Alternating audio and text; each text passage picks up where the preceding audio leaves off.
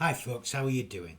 I am the Reverend Danny Crosby, Unitarian minister serving congregations in Altrincham and in Urmston in the northwest of England. I hope that you are finding the love and witnessing the blessings in life.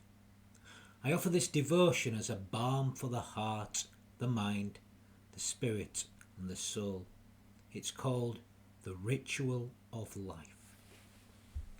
I'm going to begin with a short little ritual actually. So I invite us just to still ourselves. Let's invite a loving presence to be here amongst us and to awaken from deep, deep within us. I have lit the flame of freedom in the cup of belonging, acceptance and love. Let us join together, united in our devotion to life and to love. Help us to sing for joy, like the birds each morning sing their faith in being alive and being here. I heard the blackbird just outside here as I arrived. May we know the deep connections that sustain us, the roots that hold and nurture us beneath the surface of our lives. May we be unafraid to explore the depths of being, the many layers of life. May we awaken to all that is life, including the unseen, the unknown. May our vision be uninhibited by what we think we know. May we be open to new vision way beyond our imaginings. May we remember that we are deeply connected in heart and mind, spirit and soul. May we be open to all that this day brings, to all that life offers, and may we offer our all to life. May our beings become a vessel for love this day and in all the days to come.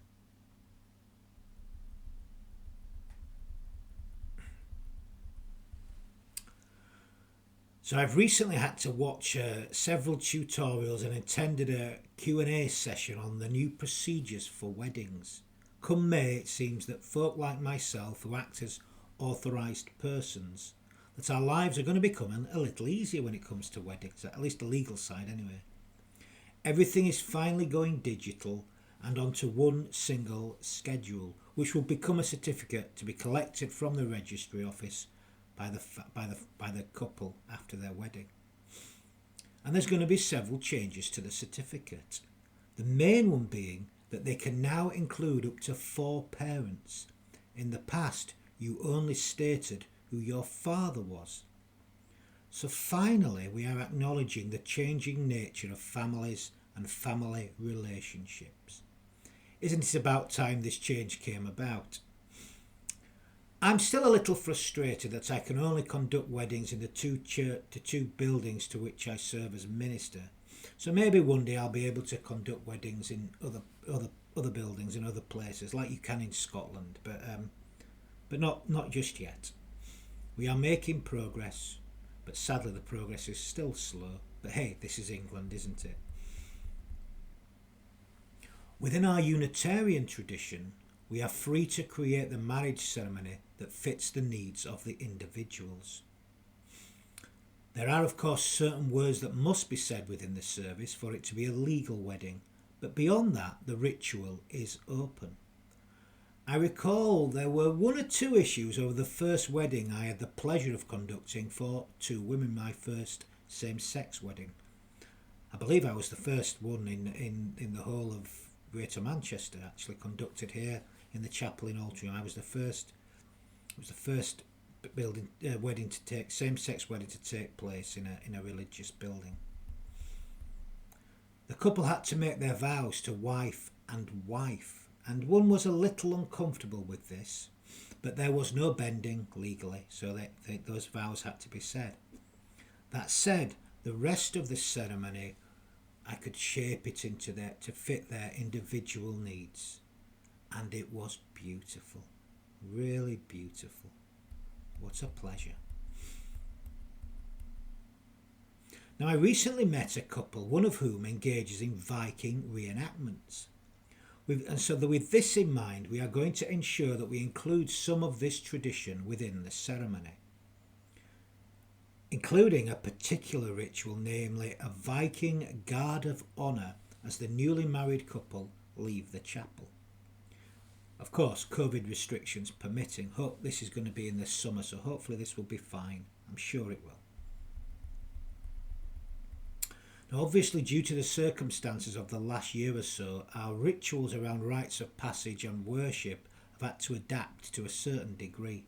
And I was thinking of this as I invited people forward to share readings last Sunday. People are obviously asked to sanitise their hands and then remove their masks as they speak from a distance from the rest of the congregation. And other rituals have had to adapt too, such as how we greet one another. We do not hug or shake hands as we would have done in the past, but we found other ways to greet and show affection, recognising one's love. I have adopted the Eastern tradition of bowing to each person. I like it actually, and I wonder if I will continue this once we finally get through this that we've been living through over the last year or so.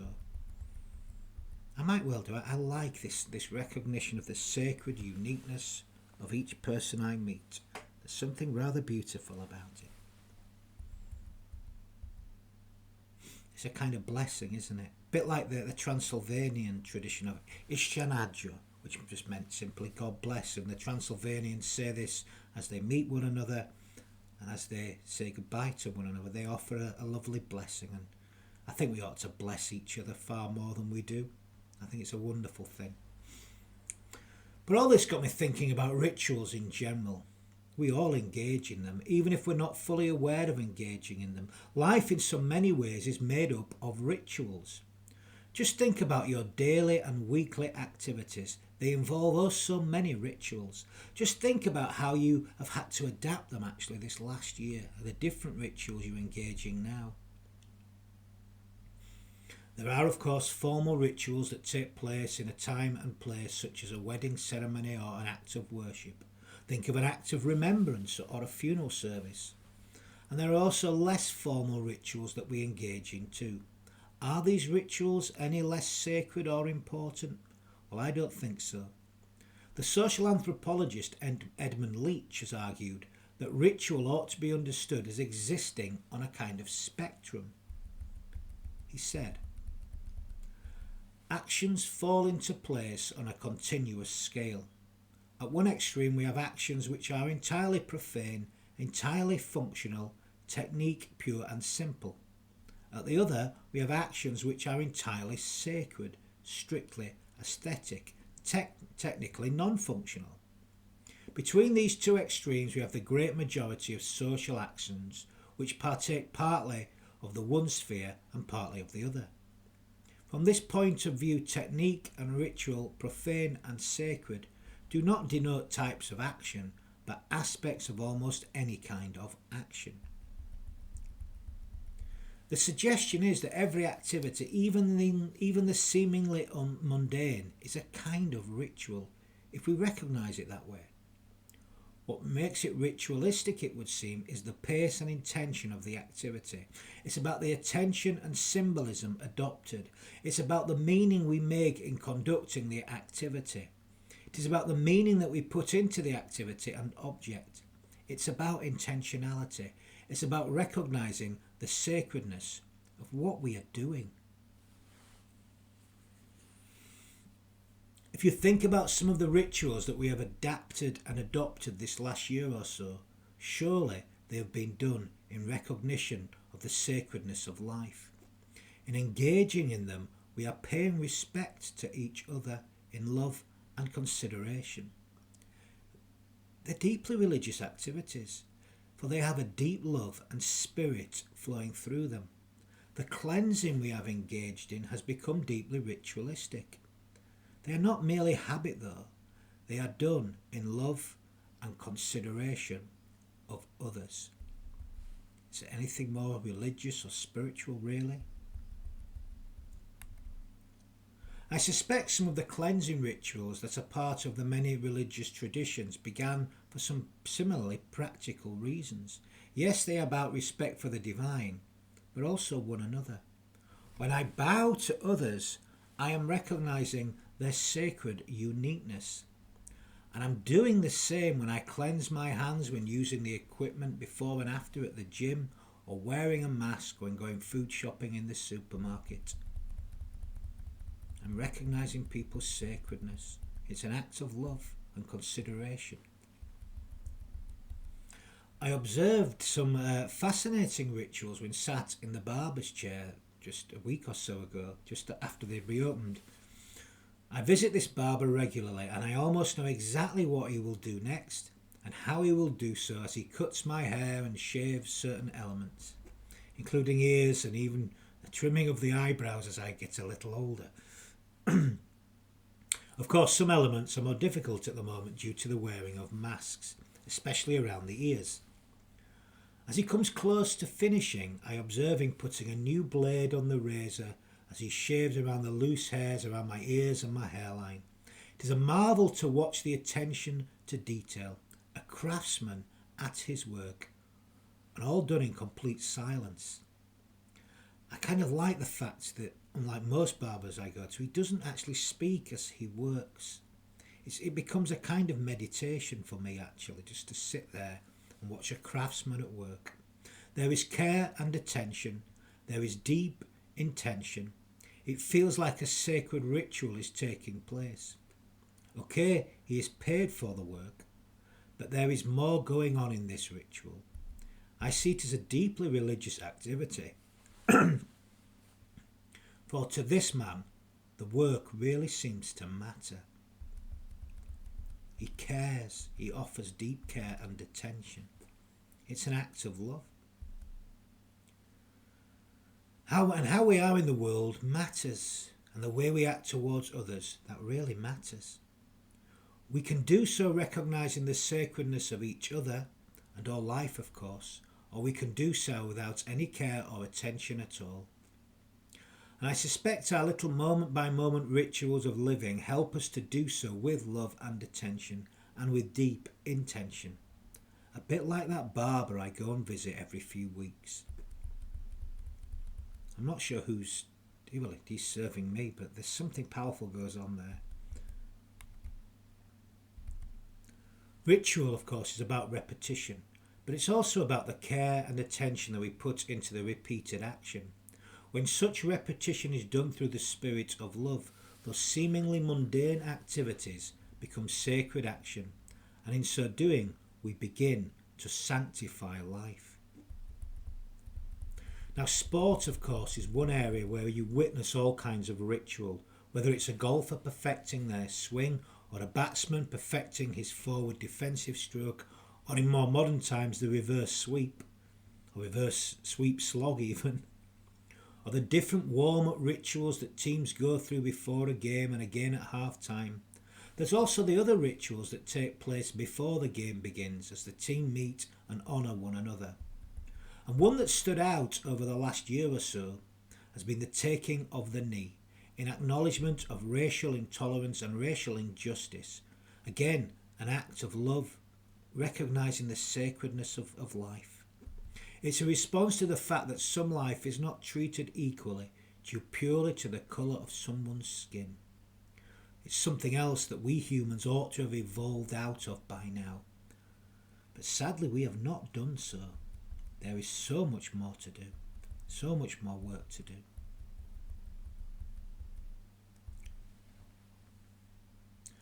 Everything we do in life can be done ritually, and thus can become meaning-filled. Even the most simple basic task can be done reverentially and thus can become meaning-filled. We sanctify life if we live reverentially. If we see life as a deeply sacred thing, if we bless life with our true presence, and if we do, the real beauty of life, it lays in the ordinary, in observing and experiencing the meaning of life in the seemingly mundane. When we do, great moments are created, but they're created in the seemingly mundane as we repeat our actions we create sacred moments. Just observe the life that you're in, including the life you're living yourself. Now, Ronald N. Grimes captured this near perfectly in the book Marrying and Burying, Rites of Passage in a Man's Life. He wrote, "Ritual practice is the activity of cultivating extraordinary ordinariness.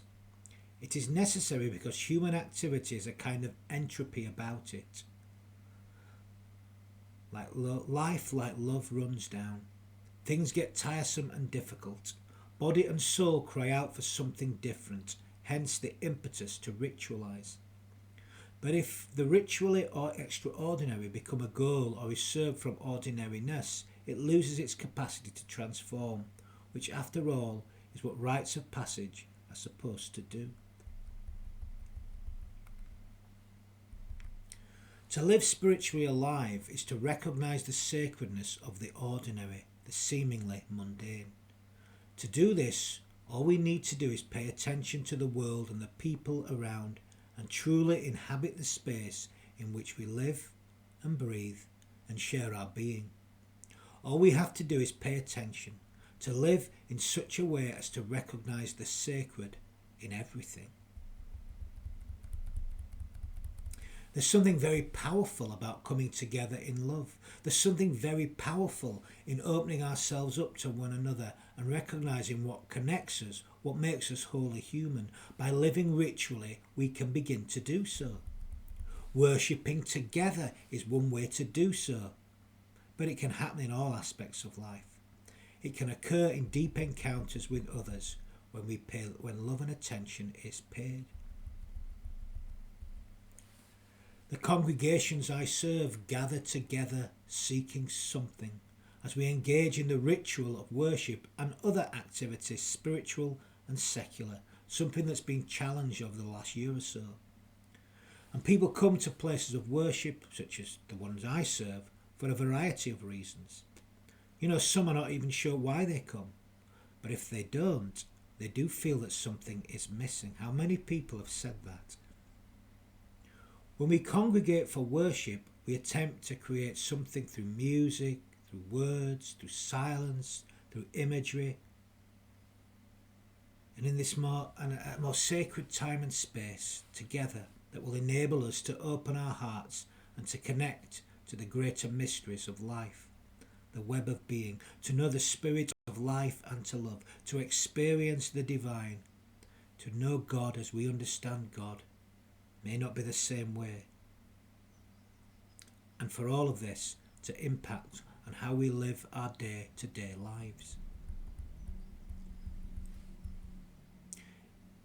In these sacred spaces, at these sacred times, when generations of worship have opened their hearts to the greater mysteries of life, we come together in love. And in so doing, we begin to connect to the greater realities and mysteries of existence. This time can help us to open up the lives we find ourselves in and to pay attention to the life around us and to touch the people we meet in our daily activities, in our daily living, heart to heart and soul to soul. And in so doing, we make all life sacred. We sanctify life. We bless life with our presence.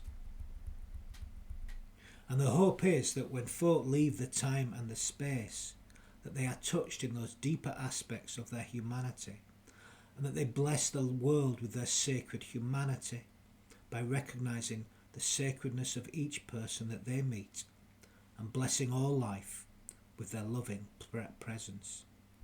We come together in love, and hopefully we leave in love too.